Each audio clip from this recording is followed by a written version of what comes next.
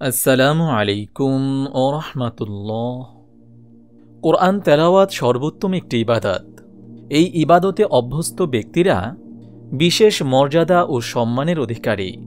আনাস ইবনে মালিক রাদিয়াল্লাহু তাআলা আনহু বলেন, রাসূল সাল্লাল্লাহু আলাইহি ওয়াসাল্লাম ইরশাদ করেছেন, মানুষের মধ্যে এমন কিছু লোক আছে যারা আল্লাহর পরিবারভুক্ত।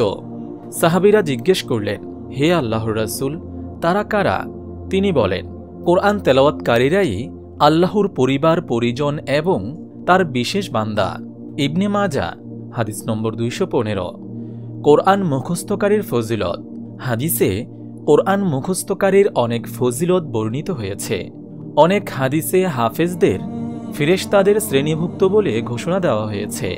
আলী ইবনে আবু তালিব রাদিয়াল্লাহু তাআলা আনহু থেকে বর্ণিত, রাসূল সাল্লাল্লাহু আলাইহি ওয়াসাল্লাম বলেছেন, যে ব্যক্তি কোরআন পড়েছে এবং তা হিফজ করেছে, এর হালালকে হালাল বলে মেনেছে এবং হারামকে হারাম বলে গ্রহণ করেছে, আল্লাহ তাআলা এর কারণে তাকে জান্নাতে প্রবেশ করাবেন এবং সে তার পরিবারের এমন 10 জনকে সুপারিশ করতে পারবে যাদের প্রত্যেকের উপর জাহান্নাম অবধারিত ছিল।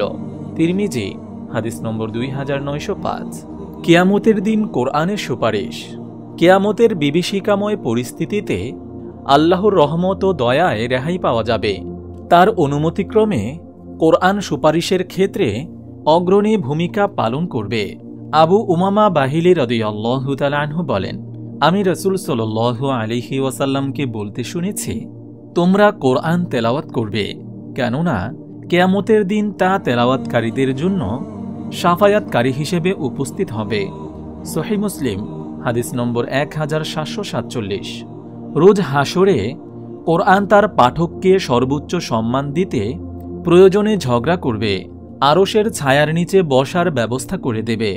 রাসূল সাল্লাল্লাহু আলাইহি ওয়াসাল্লাম ইরশাদ করেছেন, কিয়ামতের দিন 3টি জিনিস আল্লাহর আরশের নিচে স্থান পাবে।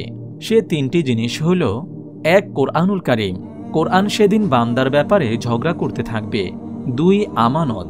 3 আত্মীয়তা, আত্মীয়তা সেদিন উচ্চস্বরে বলবে, যে আমাকে মিলিয়ে রেখেছে আল্লাহ পাক তাকে রহমতের সঙ্গে মিলিত করুন, আর যে আমাকে ছিন্ন করেছে আল্লাহ পাক তাকে রহমত থেকে ছিন্ন করুন।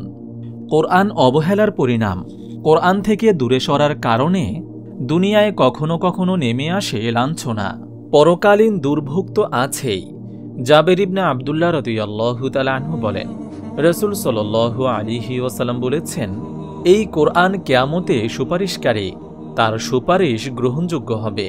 কোরআন সত্যই প্রতিবাদী। যে ব্যক্তি তাকে নিজ সামনে রাখবে সে ব্যক্তিকে সে জান্নাতের প্রতি পথ প্রদর্শন করে নিয়ে যাবে, আর যে ব্যক্তি তাকে পেছনে রাখবে সে ব্যক্তিকে সে জাহান্নামের দিকে পরিচালিত করবে। ইবনে হিব্বান হাদিস নম্বর 124। মহান আল্লাহ তাআলা আমাদের সবাইকে কোরআনময় জীবন দান করুন, আমিন। আপনি যদি এরকম ভিডিও আরও পেতে চান তাহলে এই চ্যানেলটি সাবস্ক্রাইব করে পাশে রাখা বেল আইকনটি অন করে দিন।